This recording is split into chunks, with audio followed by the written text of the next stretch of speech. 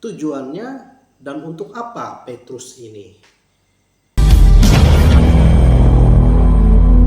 Hello Brave People, welcome back to my channel Pak Hayak Ribut. Apa kabar teman-teman yang ada di rumah? Terima kasih sudah mengklik video ini dan berikan like-nya juga, jangan lupa teman-teman. Oke Brave People, tidak menunggu berlama-lama lagi, saya akan menjelaskan atau menceritakan sebuah sisi kelam dari Indonesia yang itu pada tahun 1982 sampai 1985. Dan ini merupakan suatu pelanggaran internasional ya teman-teman, hak asasi pada manusia, yaitu kejadiannya Petrus. Teman-teman mungkin sudah tahu apa dari kepanjangan Petrus, yaitu penep misterius teman-teman. Nah, jadi ini sudah dilaksanakan pada tahun 1982. Banyak jiwa yang ada di Indonesia pada saat itu. Teman-teman mau tahu awalnya bagaimana, ceritanya bagaimana, siapa yang menjadi tujuannya dan untuk apa Petrus ini.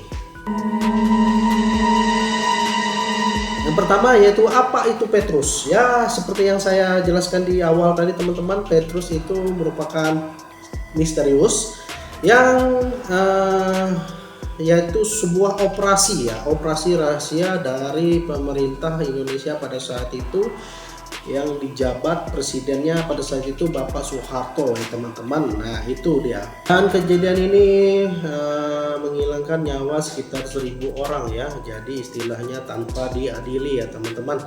Jadi para korban ini ada yang ya banyak lah, jadi posisi-posisi korban yang langsung dieksekusi pada saat itu ya teman-teman. Nah itu dia Petrus.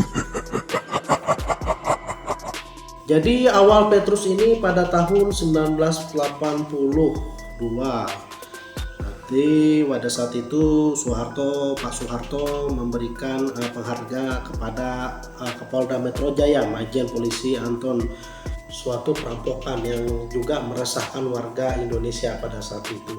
Dan Pak Harto menyatakan bahwa di dalam pidatonya pada saat itu untuk memerangi premanisme yang ada pada zaman itu. Dan tidak sampai di situ aja teman-teman, pada Agustus tanggal 16 Pak Soeharto juga mengulang kembali ya, kata-katanya kepada anggota-anggota beberapa militer atau polisi pada saat itu untuk memberantas yang namanya premanisme agar tidak terjadi kericuhan di masyarakat atau meresahkan beberapa masyarakat. Itu di aturan awal-awalnya. Kenapa? Nah, pada saat itu teman-teman dilakukan pertama kali di Yogyakarta ya pada tahun 1983. Dan itu diakui oleh Kodim 034 pada saat itu Pak Hasbi ya teman-teman. Jadi itu dia mengakui operasi pertama di Yogyakarta dan diikuti oleh kota-kota yang lainnya teman-teman. Nah jadi namanya itu operasi celurit teman-teman ya. Nah jadi itu memburu beberapa preman-preman yang meresahkan warga. Bahkan teman-teman saya mendengar beberapa berita residivis atau gali teman-teman. Nah teman-teman apa itu gali, tahu tidak? Ternyata setelah saya baca, gali itu adalah gabungan anak liar teman-teman ya. Ya itu juga atau disebut preman. Gali atau preman itu sama, cuman kalau singkatan dari gabungan anak liar itu gali ya. Kenapa disebut gali ya, itu ya teman-teman. Nah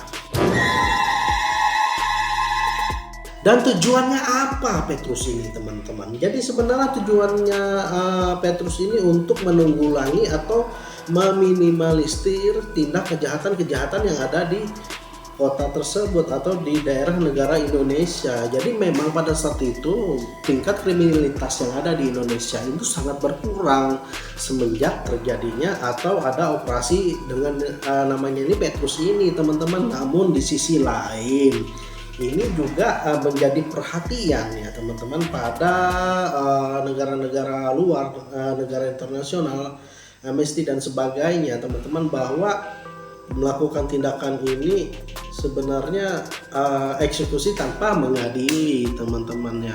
Jadi memang banyak pro dan kontra. Namun pada tahun 83 sampai 85 itu itu memang sama sekali memang sangat turun drastis. Jadi akibatnya teman-teman, jadi dari proses Petrus ini akibatnya banyak orang yang warganya melayang ya teman-teman, dan itu kurang lebih sekitar 1.000 orang, separuh lebih diantaranya itu mati ya teman-teman, di daerah mungkin ada yang dimasukin plastiknya teman-teman. Nah itu kejadian pada saat Petrus itu, dan ada di satu tempat ya di daerah mana itu beberapa kali itu memang banyak ditemukan jenazah yang ada mungkin yang tidak dikenali kebanyakan ya, namun pada saat ini pelakunya itu tidak bisa diungkapkan karena ini operasi rahasia mungkin juga didukung oleh pemerintah pada saat itu ya teman-teman. Jadi banyak ya orang-orang yang pada saat itu ditemukan tidak nyawa ya teman-teman, di parit, ada yang di kebun masyarakat, jadi hampir setiap hari teman-teman. Nah ciri-cirinya itu ya contohnya ya dia kebanyakan itu memiliki tato. Namun teman-teman beberapa juga ada dikonfirmasi, ada saya baca juga itu sebenarnya pada saat Petrus itu mereka tidak sembarangan teman-teman, mereka mempunyai data itu ya. Jadi tidak sembarangan, mereka lihat track recordnya bagaimana lalulah dieksekusi. Namun ada juga yang bilang bahwa banyak jadi salah sasaran ya pada waktu Petrus itu. Contohnya ada yang namanya sama, ternyata bukan dia. Itu banyak ya teman-teman, pro dan kontra ini yang memang sangat banyak pada zaman itu. Nah pada akhirnya diketahui oleh luar, akhirnya operasi ini dihentikan karena melanggar HAM ya teman-teman.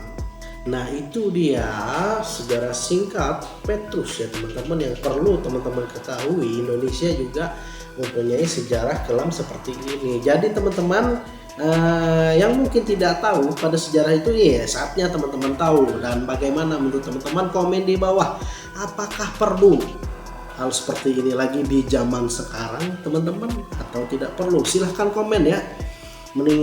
Karena kita melihat banyak ya perampokan atau begal atau di mana-mana ini sudah merajalela. Apakah perlu lagi? Tentunya di dalam hati kita akan berperang nih, perlu nggak ya? Petrus ini takutnya ini teman-teman ya salah sasaran itu aja sih sebenarnya. Kalau saya pribadi ya mungkin bisa aja dijalankan kali ya, namun salah sasaran ini yang kita yang kita hindari, dan juga memang mungkin ketidaksesuaian hukumannya itu teman-teman. Masa semuanya diratakan dengan dieksekusi? Itu saja mungkin dari saya teman-teman ya. Oke, terima kasih teman-teman sudah menonton video saya ini, dan jangan lupa like, subscribe channel ini, share video ini, dan jangan lupa komen di bawah. See you in the next video.